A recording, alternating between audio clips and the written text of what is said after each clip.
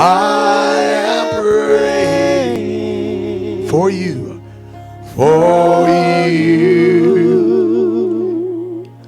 I am praying for you, for you.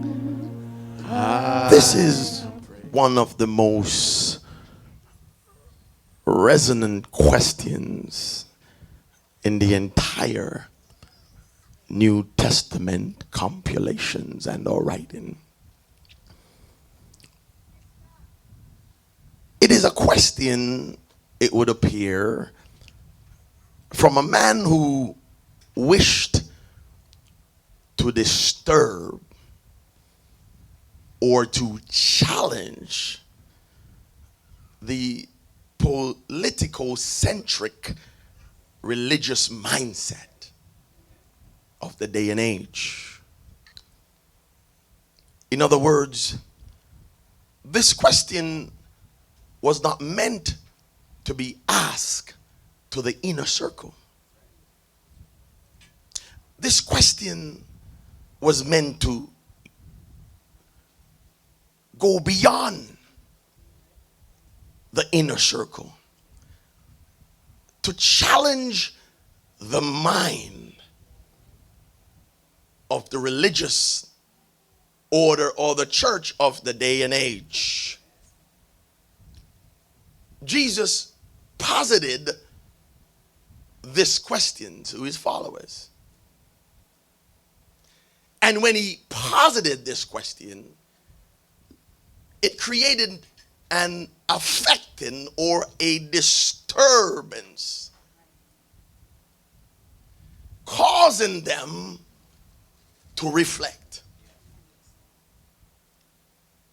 It forced them to stop and to think. We oftentimes will argue with the children that you can't just do a problem or just write an essay, or you can't just do, you need a time of reflection.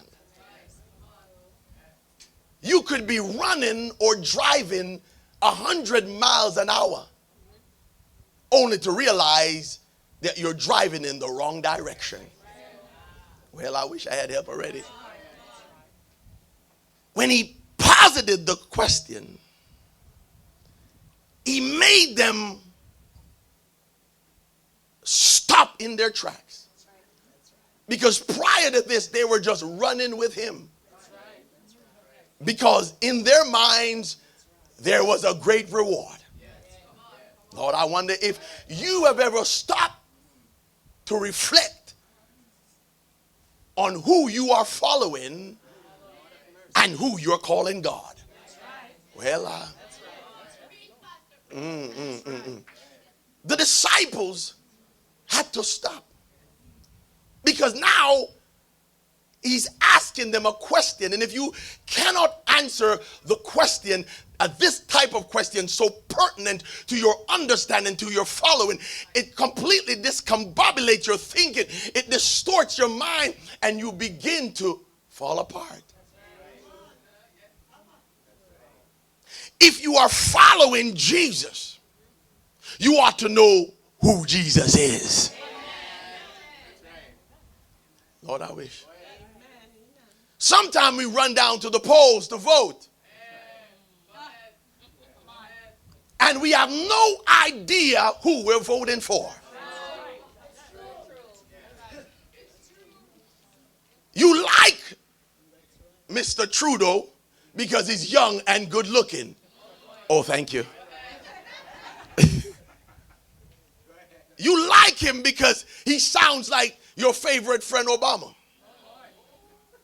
because he speaks very well.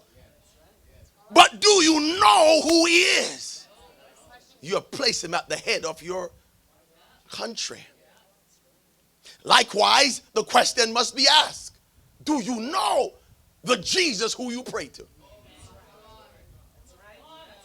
Because you get down every night before you go to bed because mama taught you. You get up every morning and you pray because mama taught you. But I ask you a question. I posit this question in your spirit today. Do you know the Jesus who you're praying to? Well, don't talk to anybody. Just talk to yourself. Do I know him? It's a rhetorical question. That means I don't need you to answer me. I need you to answer yourself. Well, I'm okay. Some of Jesus' disciples, without thinking, because that's what we do. We just open our mouth and we don't think. Well, this ain't church people. This is all people. We're talking about. We open our mouth and we don't think. The disciples open their mouth. They say you are John the Baptist. Others suppose that he was Elijah. Or maybe one of the prophets. This supposition alone tells you something profound. That if you're living on a supposition, then you're not living at all.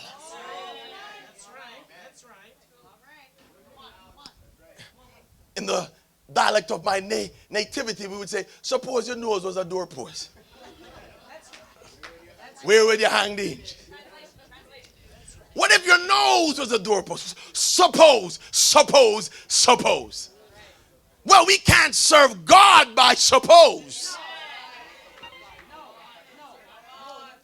I can't be in a relationship with a wife by suppose. I've got to know who she is. I've got to know who he is. Oh, I've got to know. I don't know about you. Maybe you can live in suppose and suppositions, but I can't live in supposition. I've got to know. Come on, now tap somebody and say, you've got to know who Jesus really is. They said you are some kind of prophet. But what was not mentioned was the sentiment that many people felt in that day and age. Or even what you may be feeling today. The sentiment of disdainful and less admiring epithets.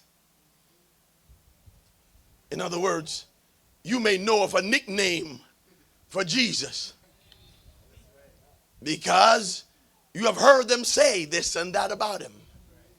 Well, in that day and age, just keep it there, they called him also blasphemer.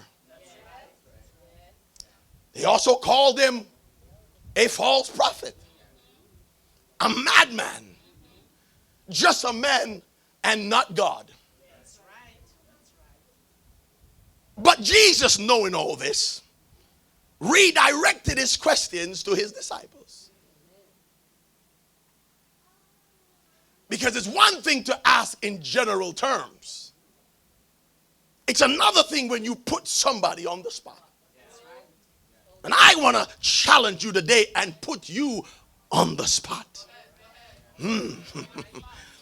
Jesus said, but who do you say?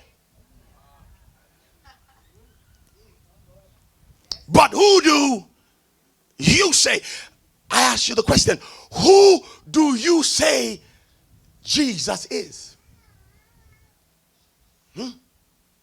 I give you a minute to think. Who do you say he is?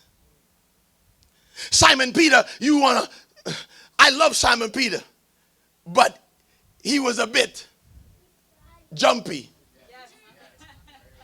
nervous, a bit irrational. Wasn't a deep thinker at that time. And Simon Peter, without thinking, without reflecting, without contemplating, without praying, without seeking, without evaluating, he jumped up and said, well, you must be the Christ. You must be the Christos. the anointed, the sprinkled one with purpose.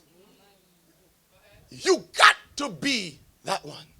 The Son of the living God. Simon was always that nervous character, that seemingly irrational character. But in this instant, Simon said something that was profound. Simon had an insight that the other 11 did not have. Oh Lord. Sometimes you may seem to be, to your company and to your friends, nothing, the last, the back of the line, the least of the family. Oh, they may have you as nothing. When I was growing up, I tell the story all the time. They used to call me Big Teeth, Ox Teeth Boy. Big Teeth, Ox Teeth Boy. Saying that you will never be anything in life. I was the last of the nappy head kids. But the stone that the builder,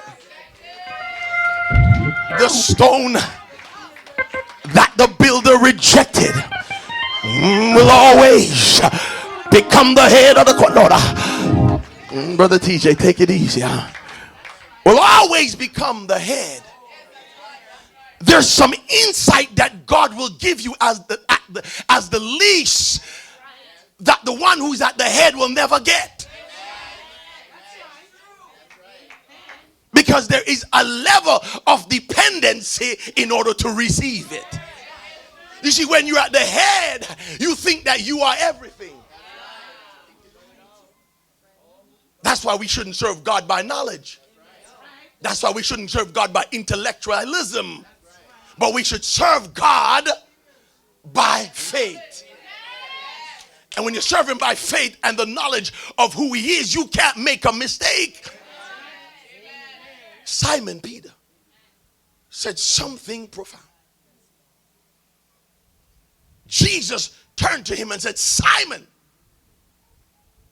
flesh and blood have not revealed this to you. Quantitatively, empirically, without a shadow of a doubt, flesh didn't reveal this to you. Your intelligence didn't reveal this to you. Oh. Your doctorate degree didn't reveal this to you.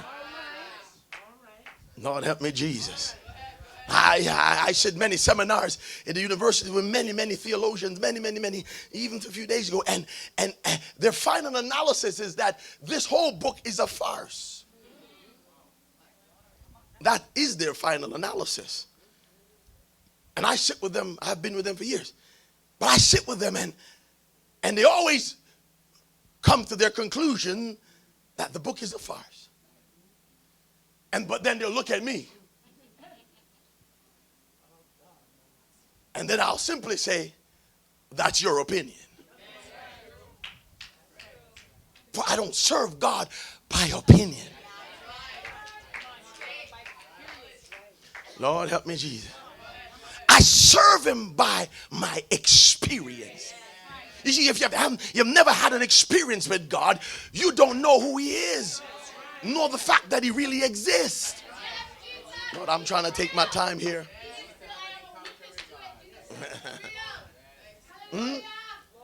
He said, flesh and blood can't give you this, but my Father which is in heaven. In other words, the Father, the unseen, all-encompassing one with whom you pray, or to whom you pray, has opened your eyes so as to show you the quintessence or the why of my existence. The Father must open your eyes in order for you to see who Jesus really is. Lord, I wish. He is not the picture you have on the wall. That's Michelangelo giving you a depiction. He is not the Rastafarian Jesus that I grew up seeing. He's not white, he's not black. Not Asian. Asian have a Jesus too. Indian have a Jesus too. And they all seem to look like them. But I'm not interested in so much in what he looked like. I want to know the quintessence. I want to know the why. Why did you come? Why did you go to Calvary? Why did you die on the cross? Why did you bind up Satan? Why did you set me free? Why? Somebody say why? Why did you come? And why did you die? Lord God.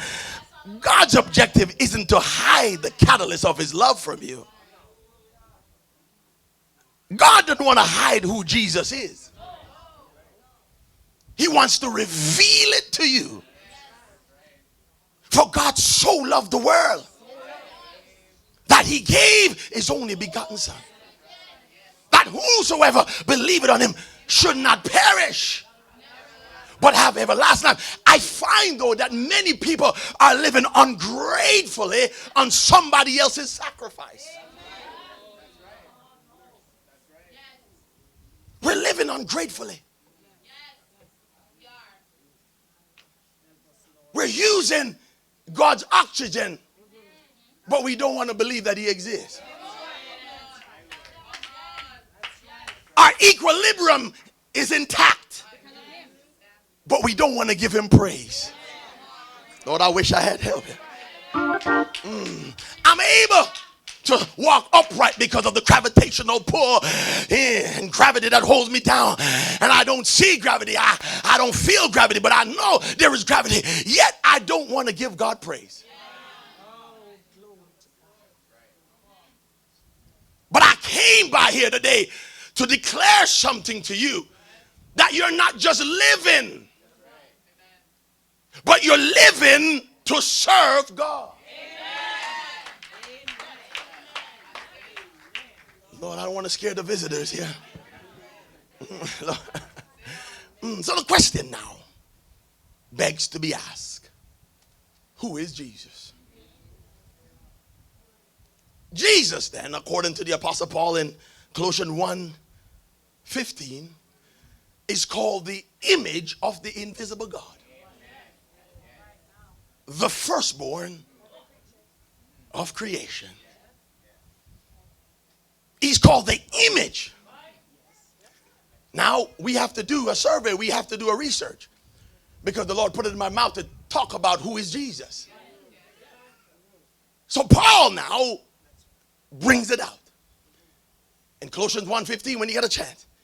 He said he is now the image of the invisible God. If you know this, you said, hold on. If he is the image of the invisible God, who was God talking about in Genesis chapter 1? Because Genesis chapter 1 says that God made man in his image, after his. Lord, I wish I had help here. He is the image of God. So when God was making man in Genesis, God had an image. And if man was made in the image of God, and Jesus is the image of God, who is Jesus? We're going to keep it rhetorical. We're going to keep it rhetorical. Paul now, in verse 16 of our text, went on to say that all things were made by this image, and without him was. It was made by him and for him. Am I all right? I'm all right here. It was made by him and for him. Now, don't forget, he is the image. Now, if he is the image of God with whom God made all things to look like and to think like and to act like, and the Bible said that he made all things, the image made all things, and nothing was made without him. It was made by him and for him. Look, if that blows your mind, listen to what the Bible said. He said he also made everything in heaven and in earth. Everything was made by this image. Who is he? Well, I didn't tell you that. I'm asking you. If this image has such a high place, such an important status, why are we not more knowledgeable of who he is? Verse 17 went on to say something. It says now, not only, oh, this is important. Not only did he make all things, and all things were made in his image, man was made in his image. He said, by him all things consist. Am I boring you? So not only did he make all things, I gave you a scripture, did I not? Genesis 1, Colossians 1, read it when you get a chance. He said, not only did he make it, not only did he sustain it, the consistency of it cannot be without him. In other words, I can't have morning blessings every day if he's not blessing me. Oh, some people get in trouble when I talk about Jesus. Well, I'm just still saying amen. The word consist means that in order for it to prolong, say prolong.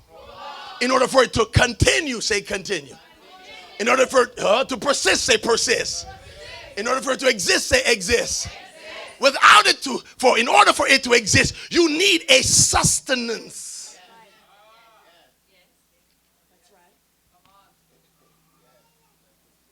And if he does not sustain it, it failed to exist.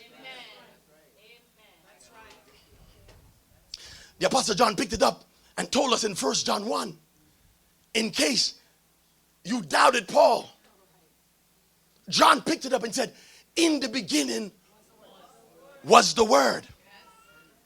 He didn't call him image. He simply called him another name. He called him the Word. By the way, Jesus said that he is. In the beginning was the Word, and the Word was with God, and the Word was God. I often ask myself the question, how can you be God and be with God? But he was with God, and the Word was God. He said the same was in the beginning. All things were made by him. And without him was nothing made that was made. So he is the Word. He is the image. He is the creator. He is the sustainer. Lord help me, Jesus. I ask the question again, who is Jesus? Lord help me, Jesus. Well, thank you, Lord. Well, I said, God, the people won't believe me. Because everybody has a doubt about Jesus. Every denomination of Christianity have their own presentation of who Jesus is. Well, I'm not in the game of knocking people down. That is not progressive. But I'm in this way of having a dialogue. Because if I am a preacher of the Most High God, my objective is not to kill people. My objective is not to preach you happy either. My objective is to challenge you day by day as to who Jesus is and what direction you're going in. I said, Lord, they won't believe me. He said, if they don't believe you, take them deep into the book of Revelation. Take them deep. Because John said in the beginning was the Word, and the Word was with God, and the Word was God, and the same was in the beginning with God, and all things were made by him, and without him was nothing made that was made. In him was the life, and the light of the world. He is the light of the world. But if you are still confused as to who the word is, he said, take them into the book of Revelation, chapter 19 and 13. And when you get there, you hear the heavens talk about who he is. The heavens said in the verse 13 that they saw him coming out of heaven on a white horse, and his vesture was dipped in blood, and his name is called the Word of God. You got to understand who Jesus Christ is. He is not a myth. He's not mythology. He's not Roman mythology. He's not Greek mythology. He is nothing that you think. He's not what your grandmother told you he is. Lord, I want to scare the visitors. He's not what we purport that he is. He's not just a barefoot, nappy-headed man that walked in Galilee. He's not just a fool who professed something that he couldn't back up. He's not an idiot who had no intellectuality. He's not a man that had no genealogy, because you have to be able to trace him back to Adam. You got to take him back to David. You got to take him back to the place at the beginning. In order to know him at this latter stage, you got to trace him back to the very beginning, where in the beginning was the Word, and the Word was with God, and that Word was God. I come by to tell somebody in this place that Jesus Christ is the very God of God. He is King of Kings. He's the Lord of Lords. He's a conquering lion of the tribe of Judah. He's Eloi, Elohim. He is El Shaddai. He is what they say he is. He is what the words say he is. He is God. Lord, I wish. He is God. He is Lord. He is King of Kings, Lord of Lord. The devil thought he killed him. He took him to the cross, took him to Calvary. He said, I'm gonna shut up this big mouth, nappy head man. The Sanhedrin council says we want to get rid of him. He's causing too much trouble in the area. We want to get back that Roman Empire. No, I want to touch it. You know the Roman Empire that the church tried to build for themselves? Lord God, help me, Jesus. They tried to build a Roman Empire for themselves, but the Lord did not come for us to build a Roman earthly empire. I heard Jesus said to Pilate, if this were my kingdom, he said, my servants, my angel will come 10,000 and take me away from you. He said, you don't have no power to put me on the cross, but I submit myself. He got to the cross. When he was on the cross, you and I were on his mind. He was thinking about me in my trials, thinking about me in my trouble, thinking about me as a failure, a big teeth ox teeth boy at the bottom of the bin. But he heard my cry. He went to the cross. They put a nail in his hand, a nail in the other hand, nail in his feet, a crown of thorns. They shot him in his side. Out came blood and water. I heard he said on the cross, Eloi, Eloi, lama sabachthani. My God, why art thou forsaken me? But before he died, he said something that was very profound. He said something that blew my mind. He said, it is finished. I wondered what that meant for many years, but I came to realize that finished meant no more am I bound to sin. The Adamic sin can't hold me no more. Don't call me no sinner no more. But 3 days later, he rose up again. He rose up victorious. He said, all power is given unto me, both in heaven and earth. He looked at the big teeth ox teeth boy. He said, and now are you a son of God, and it doth not yet appear what you shall be, but I know when I come come back, you shall be like me, for you shall see Jesus as he is.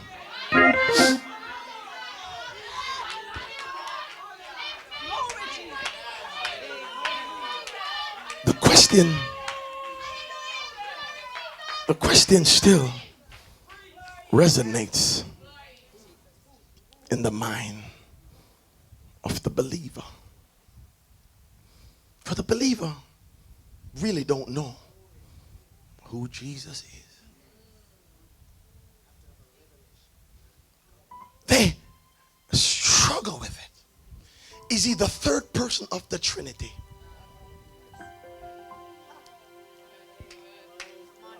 Tertullian and Arius in 325 argue at the Council of Nicaea. They fought over it. They debated. And in those days, it was all politics. Watch who you vote for. So the council voted that Jesus is the Son of God. And Arius said, no, it can't be. His godliness is not proven. He's just a man. So they say, get rid of him. Throw him in a dungeon. I'm not trying to throw you in the dungeon today. They went to the Council of Chalcedon because they had to debate who is the Spirit. Did it proceed from God or from the Son? That didn't settle it. 500 years they went to Constantinople because it had to be settled somewhere. I remember asking a great Professor Canning Geezer, I said, tell me where the Spirit came from. He laughed at me for about 5 minutes. He said it's one of the greatest debates around. For we have not proven who the Spirit proceed from. They call it the perichoresis. It's a circular motion. But I asked the question because if you see the circular motion of the perichoresis of God, it stops at the Spirit and the Spirit does not connect to God.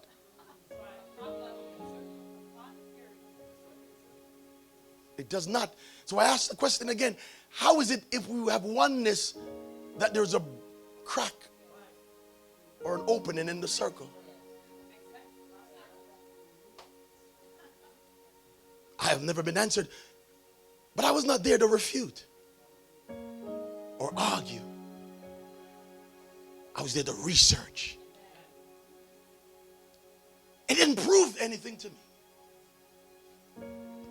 So I did what my mother taught me. I went on my knees. Because I had to ask Jesus for myself. Who are you? And he said, Andrew, the scriptures speak profoundly as to who I am. Did I not say in my text that I'm the light of the world? Did I not say that I was the way? Did I not say that I was the truth? Did I not say that I was the life? He said the problem that we have is that people don't understand what is called the divine realm. Because in the divine realm, God exists all by himself. Not the spiritual realm, the divine realm. The spiritual realm is a created place called heaven. But God lives in a divine realm. And in order for God to be seen, even in the spiritual realm and the natural realm, there has to be an image. Remember that word image I just mentioned? How would angels bow to him if he doesn't sit on the throne? And how would man see him? John said, I saw him high and lifted up. That was Isaiah. He said, I saw him lifted up and his train. But John said he should see him sitting with